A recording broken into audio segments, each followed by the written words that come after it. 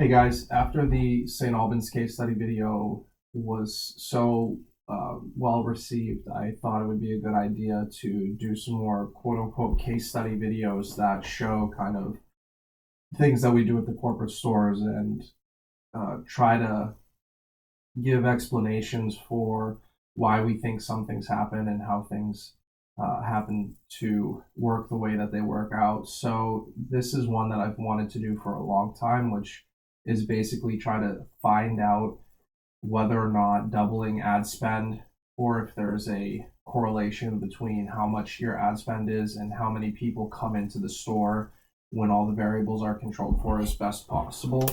And so I went into this with no expectations at all. I don't really care one way or another how the results land as long as they're truthful results.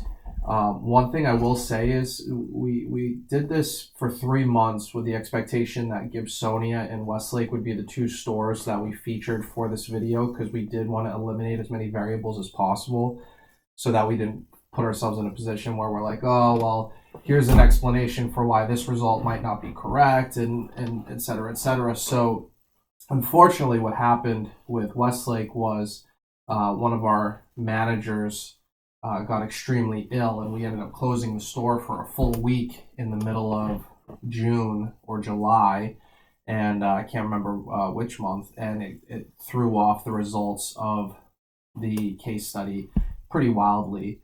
When people's oil change intervals get disrupted, it can really throw things off, as we're about to see with the St. Albans store, actually. So, but for right now, the Gibsonia store is the purest version of this quote unquote case study. We ran the same ad special in terms of the value all 3 months in a row. The only variable that changed was the ad itself, the amount of money put behind the ad. Every other variable, replying to everybody, inviting everybody to like the page, all those other variables are completely the same. Everything is exactly the same except for the ad spend. And so hopefully that highlights what these results show. And I chose to put a baseline for the store, just January 2024 numbers. You have your car count, you have your gross sales, you have your discounts, and then you have your net sales. And so this is what actually flows through to the bank account. This is what would have flowed through to the bank account had you not given away any discounts. And then the car count is obviously the car count. All right, so June was the first month. We did a $2,097 ad spend. We got 138 direct messages, and we had a reach of 36,000 people. We had net gross sales of 41,000, and 549 cars came in. That was on the $2,000 ad spend, and our net sales were 31,734. We cut that ad spend completely in half for July. Car count dropped for the month to 470. One other thing I want to add is June, July, August are all pretty interchangeable months as well. I didn't want to do this in like April or March, and then you have like weather impacting factors as well. So we wanted to control for that variable as well. June, July, August are basically the three most steady months of the year that are not impacted by weather. And so that was another reason why we chose these months. There's no seasonality to these 3 months that would make their car counts be much different because people vacation in June, July, August. People go on trips in June, July, August. The weather is relatively the same, especially in a place like Pennsylvania, June, July, August. I just want to throw that in there. All right, so our ad spend was cut nearly in half. So it was $957,000 less.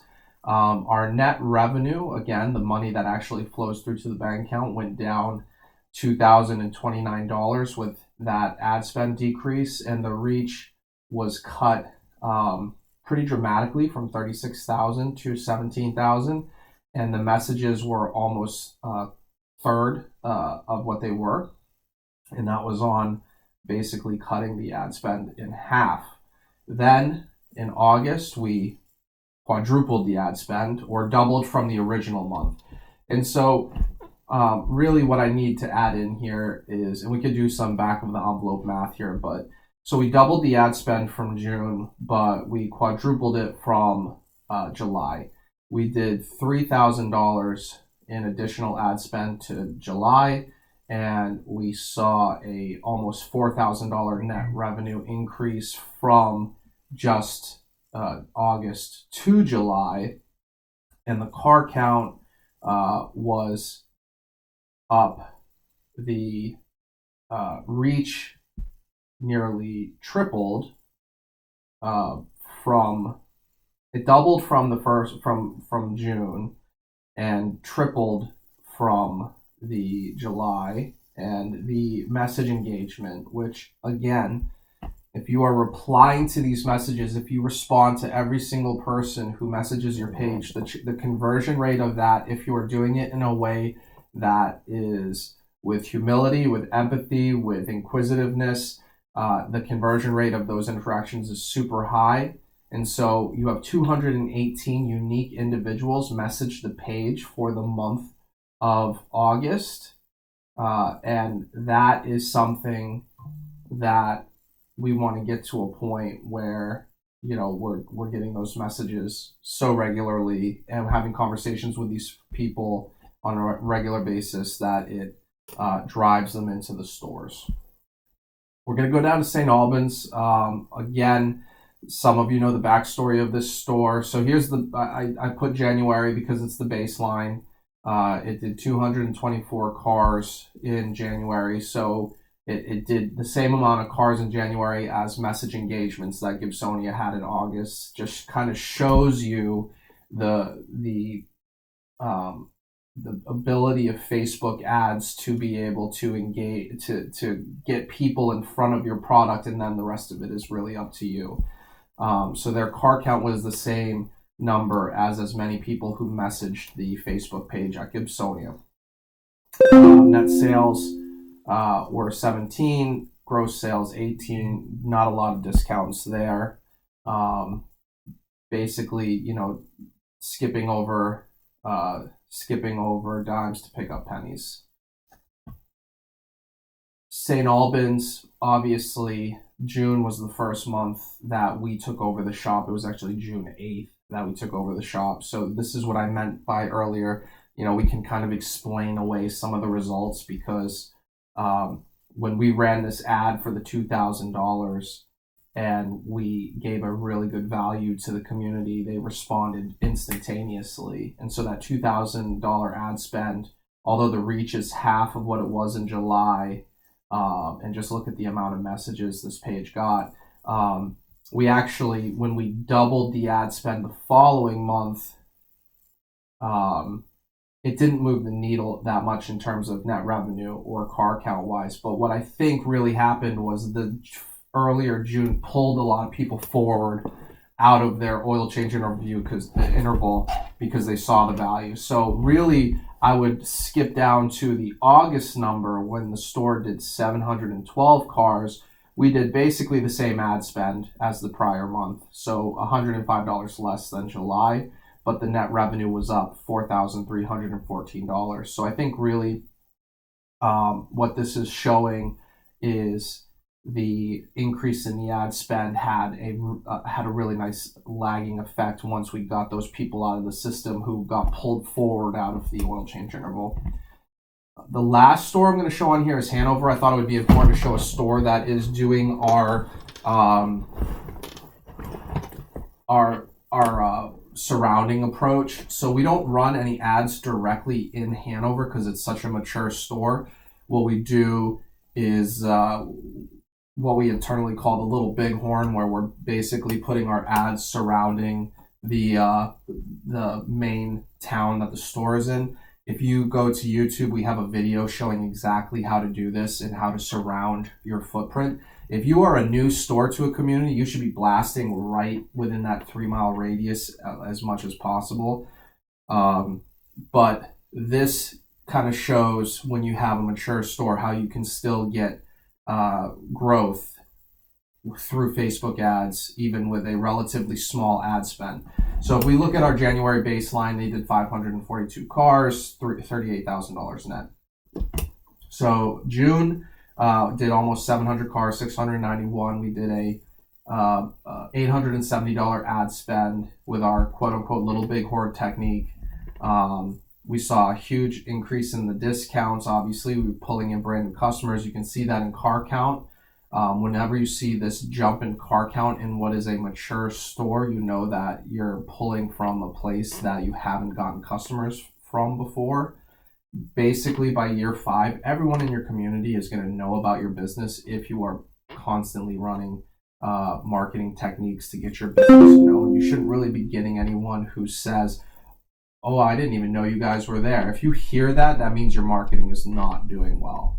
And so I tell my employees, if you ever hear someone say, "I didn't even know you existed," like, we need to know about that right away, because somehow we are not penetrating the market if we're 4 or 5 years in and someone's saying that. But to this day, that's really not the case unless there are surrounding satellite towns that show that. So let's go to July. We basically had the same ad spend plus minus $293, which in the grand scheme of things is an immaterial amount. That $293 though did reflect a massive drop in messages and reach by 4,908, by about 4,000 impressions. These are not individual people; these are impressions. So multiple times someone could be hit by the ad, and basically if they linger on the ad for 3 seconds, that's an impression by Facebook standards. So the ad spend did work well with our little bighorn technique. We saw an increase in net revenue. This is a store that when you get more cars, that they don't miss opportunities to sell their ancillary products, their wiper blades, their pop and pours. And so this is a store that has been trained really well on making sure that you don't miss those opportunities. So you might be asking yourself, like, wow, how did we go from $38,000 in revenue to $53,000 in revenue? Is because this store does not miss those sales opportunities of the ancillary products, because they, as the car count grows, their gross and net go up as well, almost disproportionately as well, because they're getting more at bats to sell things. We increased the ad spend from August to July. This is in line with what the rest of the findings have really shown, especially with the Gibsonia. We basically doubled the ad spend, which meant that we doubled the reach almost exactly. We doubled the messages received almost exactly. So we saw an $1,753 increase in net revenue over a $563 increase in ad spend. So just by increasing that little bit, we got the increased engagement, we got the increased reach, and then it translated to actually less cars, but a higher net sales. So it could have been more first-time customers. I'm not sure why car count went down. We had obviously an increase in discounts, and our gross was higher, but the net went up. So our guys must have been a little bit better at cross-selling products for that August in order to have that happen. My key takeaways from this really are, there's seems to be a massive difference in ad spend between 4,000 and 2,000. There seems to be a massive difference in ad spend between 2,000 and 1,000. And everything below 1,000 does not seem to have a material impact on car count or net sales. And so I think it's really important to consider, when you have an ad spend that's paid for by the increase in the net revenue, we need to keep trying to see if we can continue to push the envelope. So what we're going to do is probably in Gibsonia, in St. Albans, and in Hanover, now that we have this baseline study showing the impacts of these ads, I'm probably going to double again. I'm probably going to do an $8,000 ad spend in Gibsonia and see if the increase is the difference between the ad spend and the net revenue. If it's not, then we know, okay, we might have a sweet spot here with 4,000. If we increase this from 4,000 to 8,000 and we don't see that increase in net revenue captured by the increase, well, again, we'll know, okay, so maybe we need to try 6,000. And then we'll look at the reach, we'll look at the messages, we'll make sure that we're controlling those variables. And then for a store like Hanover, we really should try 4,000 and see if in a mature store, if we go from 1 to 4, what's going to be the impact of that in terms of car count and net sales, and we can report back that to you as well. So hopefully this has been helpful. Hopefully this has been informative. If you have any questions, just message me, and I'm more than happy to discuss all of this with you. We are in a geographically restricted business. We are not selling soap on the internet. We are not selling gourmet marshmallows. You're not sitting in one place and selling to someone 10,000 miles away. You have to win your community. There's no way around it. You have to win the community. If you do not win your community and there's other options, then you're going to struggle to get car count. If there are no other options, then you can win on price, but that's not a long-term sustainable way to run a business. We want to get new people on price, but we want to get them to stay based on the service that we provide. And so when you have competition and your ways of getting people to choose you are slim and usually only based on price, then you get into that battle. And so I did a video earlier today that shows that price is still the number one thing that causes people to pick where they get their auto maintenance. That's an important note, but it's also not the only way to build your business. It just is a tool that we should use to drive car count so that one day when Hanover, in 2018 was doing $12,000 a month in net sales, you could say, okay, well, last month they did $55,000 in net sales, and what were the steps that it took to go from 12,000 a month in revenue to 55. So hopefully that's helpful, and if you have any questions, feel free to reach out to me on Slack. Thanks, guys.